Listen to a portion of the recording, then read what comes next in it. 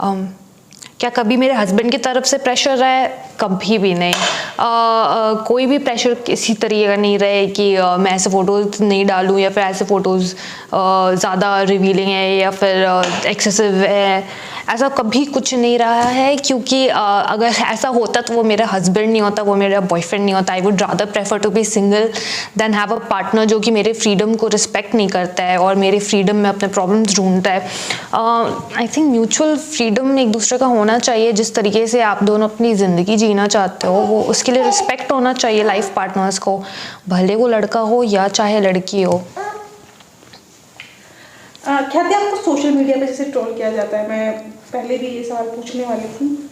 अभी हाल ही में जैसे आपकी एक पोस्ट को लेकर लोगों ने लिखा फेमिनिज्म के बारे में कि फातिमा शेख जैसा हो, सावित्रीबाई फुले जैसे हो, तो क्या आपको लगता है कि वो लोग फेमिनिज्म कर रहे थे, आप फेमिनिज्म नहीं कर रही थी?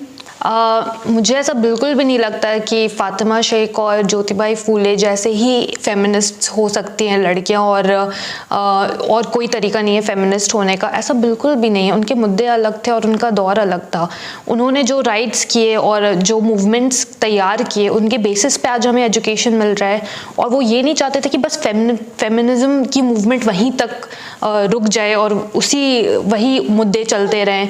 फेमिनिज्म के कई मुद्दे हैं और वो तो बेसिक राइट्स थे एजुकेशन के लिए, जिसके लिए ज्योतिबाई फूले और फातिमा शेख ने लड़ाई की थी। उस एजुकेशन के बाद भी जब लड़कियां जॉब करेंगी, जब लड़कियां रोड पे निकलेंगी, जब लड़कियां अपने परिवार से निकलेंगी और दूसरी शादियों में जाकर अपने हक की अपनी मर्जी से शादी करेंगी, तो उन राइट्स का क्या होगा और उन राइट्स के बारे में कौन लड़कियां बोलेंगी? तो ऑब्वियसली उन्होंने जो मूवमेंट स्टार्ट किया उनके ऊपर हम बड़े हुए हैं, बट अब हमारे ऊपर भी रिस्पॉन्सिबिलिटी है कि अभी भी सोशली जो भी प्रॉब्लम है लड़कियों को, उसके लिए भी हम फाइट कंटिन्यू रखें। ख्याति, कुछ दिन पहले आपने एक पोस्ट डाली थी जिसमें आप एक गेम खेल रही थी और उसमें किसी ने कमेंट करके आपको चमार कहा था, चमार के नाम पर गाली दी थी और कहा था कि चमार जो है गाड़ी साफ करते हुए अच्छे लगते हैं।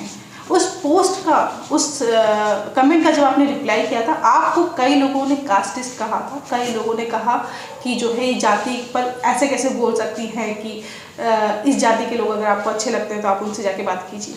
तब आपका क्या रिएक्शन था और आपको कास्टिस्ट भी कहा था?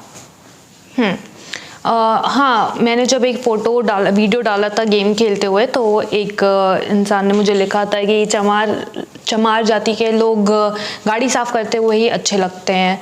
तो मैंने उस पर ये भी लिखा था कि मैंने उस पर रिप्लाई किया था कि चमार कोई गाली नहीं है और अगर ये गाली अगर आपको लग रही है तो आपकी प्रॉब्लम है। तो मेरा यही थॉट है कि चमार अगर मेरे को बोल रहे तो आपकी सोच के हिसाब से चमार जो ये काम करने वाले जो हैं वो गंदा काम कर रहे हैं और ये काम करना गलत है और ये काम करने वाले लोग गंदे हैं और घटिया है। मेरे हिसाब से ऐसा बिल्कुल नहीं है। कोई भी काम करके आदमी कोई बड़ा नहीं बन जाता, कोई काम करके आदमी छोटा नहीं बन जाता। और ये सोच मेरी काफ़ी क्लियर है। और ये अगर लोगों का कहना है तो वो कास्टिस्ट है, मेरे हिसाब से तो इस काम में कोई दिक्कत ही नहीं है। आपको लोग जज बहुत करते हैं, तो क्या लगता है क्यों आपको इतना जज करते हैं लोग? आपके पोस्ट से, आपके उन कमेंट से, आप जिस तरह से टैकल करते हैं उनको, उससे आपको जज करने लग जाते हैं? हाँ, मुझे काफ़ी लोग जज करते हैं कि मैं ऐसे क्यों डाल रही हूँ, इतना प्रोवोक क्यों कर रही हूँ लोगों को, या फिर कुछ ज़्यादा ही प्रोवोकेटिव है मेरे पोस्ट और मेरे फ़ोटोज़। बट पॉइंट इज़ कि वो लोग प्रोवोक हो जाते हैं। और देखने वाली ये चीज़ है कि सिर्फ मेरी बदन देख के और मेरी बातें सुन के, जो कि काफ़ी नॉर्मल बातें रहती हैं, वो सुन के इन्हें इतनी दिक्कत होती है कि वो गाली उनके मुँह से निकलता है। और फिर किसी के कपड़े को देख के, किसी के बदन को देख के आप इतने ज़्यादा क्यों परेशान हो रहे हैं, ये आपको अपने में सोचना चाहिए। और ये समाज के बारे में बताते हैं कि हमारा समाज किस दिशा में जा रहा है। मैं तो इन कमेंट्स को कभी भी नहीं डिलीट करती हूँ। ये जो ट्रोल्स मेरे पोस्ट पे कमेंट्स करते हैं, आई नेवर डिलीट देम, क्योंकि मैं यही तो बताना चाहती हूँ कि समाज ऐसा है, समाज लड़के इस तरीके से बिहेव कर रहे हैं और ये दुनिया को पता होना चाहिए कि किस तरीके से एक लड़की अगर अपनी सोच को प्लेटफॉर्म पे डाल रही है तो समाज कितना पागल हो रहा है, ये लड़के कितने पागल हो जाते हैं और किस तरीके से उसको ट्रीट करते हैं।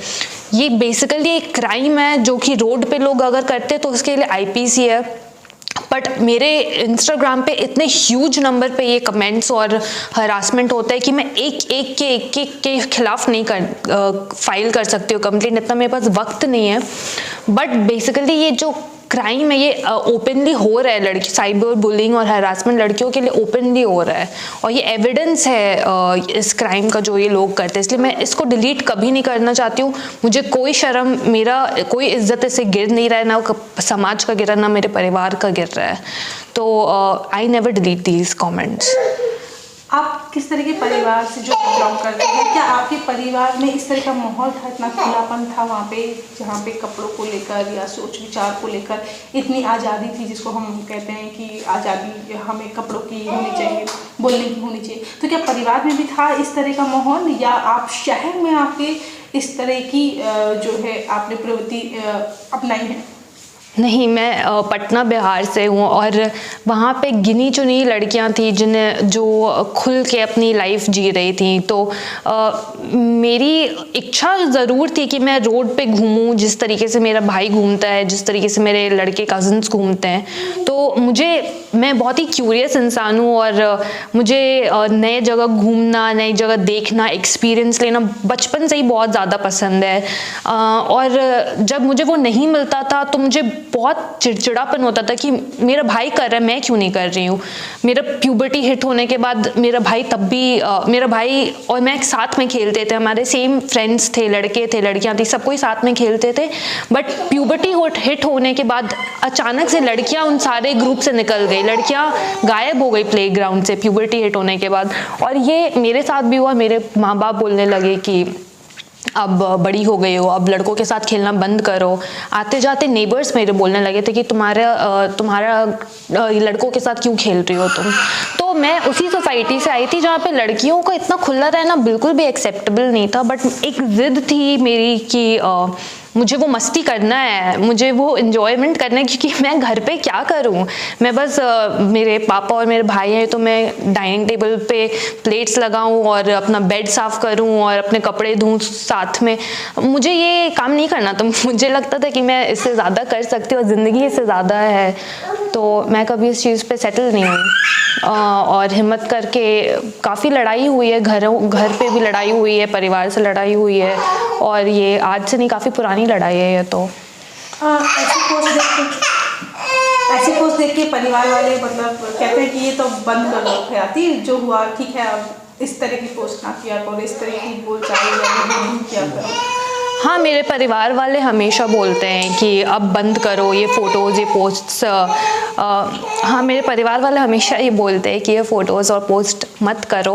बट मैं उन्हें समझाने की हमेशा कोशिश करती हूँ। कहीं ना कहीं अब वो मेरी बात समझते भी हैं, बट समाज से डरते हैं माँ बाप, और वो एक अलग सोच से निकले हैं, तो उनका मेरी सोच समझना और उस लेवल पे आना काफ़ी मुश्किल है।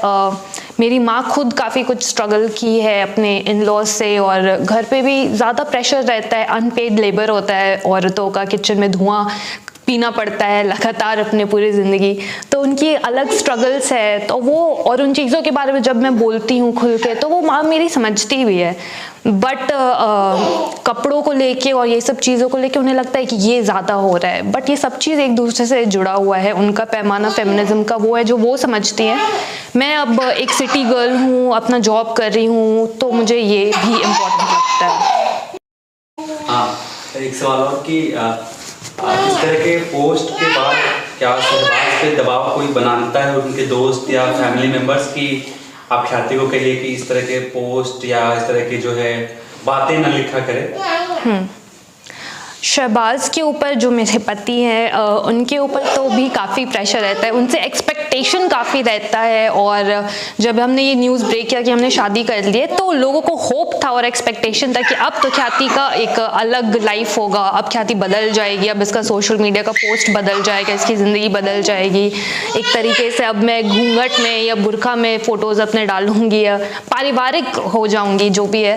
बट ऐसा हुआ नहीं, बिकॉज हम लोग वैसे सोच वाले ही नहीं है, हम लोग दोनों ही वैसे नहीं है और एक दूसरे को इतने लंबे समय से जानते हैं कि एक ये सारे चीज़ों को तो हमने बहुत पहले ही समझ के पीछे छोड़ दिया था और इस चीज़ की अब हमारी लड़ाई जा रही है बेसिकली। अब हम लोग ज़िंदगी एंजॉय करना चाहते हैं, इन झंझटों में सोसाइटी के बिल्कुल नहीं पड़ना चाहते हैं। आखिरी मैसेज उन महिलाओं को क्या देना चाहेंगी जो आज भी घर परिवार के दबाव में रहती हैं, जो आज भी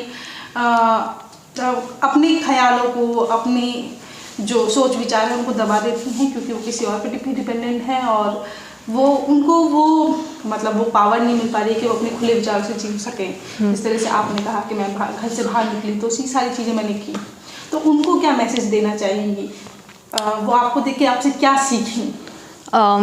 हाँ, मैं उन लड़कियों को ये मैसेज देना चाहती हूँ जो कि अभी भी शायद अपने माँ बाप के प्रेशर में, अपने माँ बाप की मर्ज़ी और अपने पति की मर्ज़ी और कभी अपने भाई की मर्ज़ी के हिसाब से अपनी ज़िंदगी जी रहे हैं।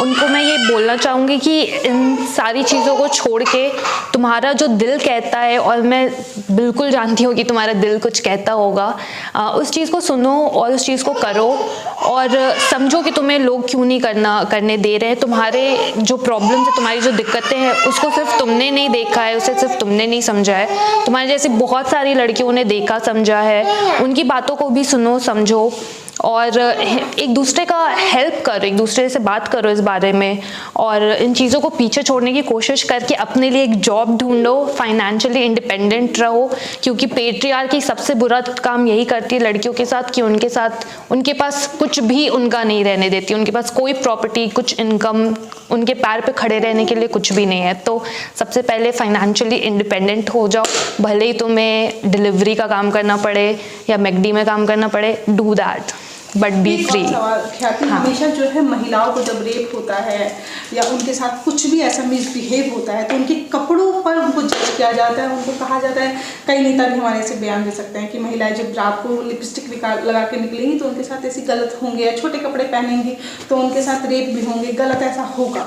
तो आपको क्या लगता है कि इस तरह के जो कपड़े हैं, छोटे कपड़े पहनने से, महिलाओं की मेकअप करने से, क्या जो पुरुष समाज है उनको ये उस तरह की परमिशन दे देता है कि आइए आप उनसे रेप कीजिए? क्या रेप इसी वजह से होते हैं कि महिलाएं छोटे कपड़े पहनती हैं?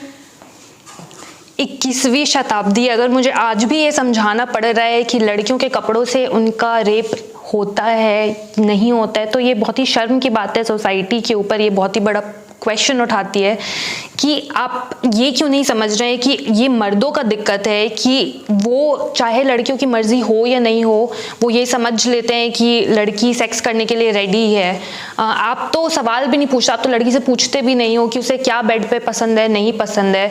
आपको लगता है कि लड़की बस खुल के बाहर आ गई घर से, इतना हिम्मत कैसे कर ली, ये तो पक्का इसको कुछ चाहिए, ये सोच के साथ यहाँ के मर्द रहते हैं। तो कपड़े तो दूर की बात है, अरे लोग बुर्खा में जो लड़कियां रहती हैं, क्या उनका रेप नहीं होता? क्या जो 80 साल की बूढ़ी सी औरत रहती है उनका रेप होता है? जो 6 साल की बच्ची रहती है उनका रेप होता है?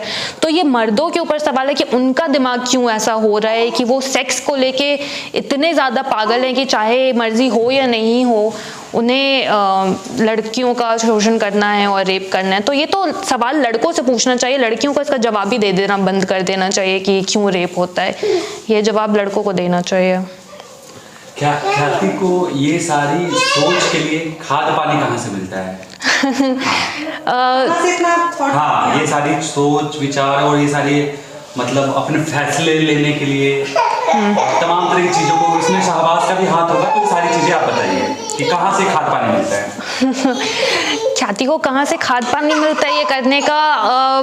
हर जगह से। और जैसा कि मैंने बताया, मैं बहुत ही क्यूरियस इंसान हूँ, तो एक्चुअली जब लड़कियां अपने हिसाब से सोचने लगेंगी ना, जब अपनी मर्जी का वो डिमांड करने लगेंगी कि मुझे लाइफ इस तरीके से जीना है, तो प्रॉब्लम्स फेस करेंगी। और प्रॉब्लम्स का अगर सल्यूशन ढूंढना आप शुरू करोगे तो ही आपको जवाब मिलेगा, और आपको बहुत सारे जवाब मिलेंगे, और खाद वहीं से और पानी वहीं से मिलेगा। क्योंकि बहुत सारी लड़कियां हैं जो इस बारे में बोल चुकी हैं, स्ट्रगल कर चुकी हैं, मार खा चुकी हैं, मर चुकी हैं। तो वो औरतों की बात सुनो और उनसे हिम्मत लो। बहुत सारी किताबें हैं जो तुम पढ़ सकते हो, बहुत सारे फेमिनिस्ट हैं, जैसे कि अफ्रीकन फेमिनिस्ट इतने सारे हैं, चिमांडा निगोत्से जो भी उनका नाम था, कविता कृष्णन है, और ज्योतिबाई फूले हैं, फातिमा शेख हैं, और तुम्हारे बहुत सारे दोस्त होंगे। इतने किताबों पढ़ने की ज़रूरत भी नहीं है, मैं तो कहती हूँ अपनी माँ से ही बात कर लो। और बेसिकली ये सारी चीज़ों पे सवाल उठाने का बस हिम्मत रखो, तुम्हें जवाब मिल जाएंगे। और कोई फेमिनिस्ट कोई एक तरीका नहीं होता, कोई एक तरीका नहीं होता फेमिनिस्ट होने का, सब कोई अपने तरीके से फेमिनिस्ट होते हैं। तो बस एक दूसरे का साथ दो, क्योंकि सारी लड़कियां स्ट्रगल कर रही हैं, तो एक दूसरे से बात करो, प्रॉब्लम्स को समझो और बात करो। एक आखिरी सवाल था कि आपके कमेंट्स बहुत क्रिएटिव होते हैं, तो वो जो क्रिएटिव माइंड है लोगों को टैकल करने का, वो कहाँ से आता है? वो कैसे आप टैकल कर पाते हैं और इतना क्रिएटिव कैसे हो जाते हैं कमेंट्स में? लोगों को जो जवाब देते हैं, उनका मुंह तोड़ जो जवाब देती हैं आप, वो कहाँ से आता है ख्याति के पास?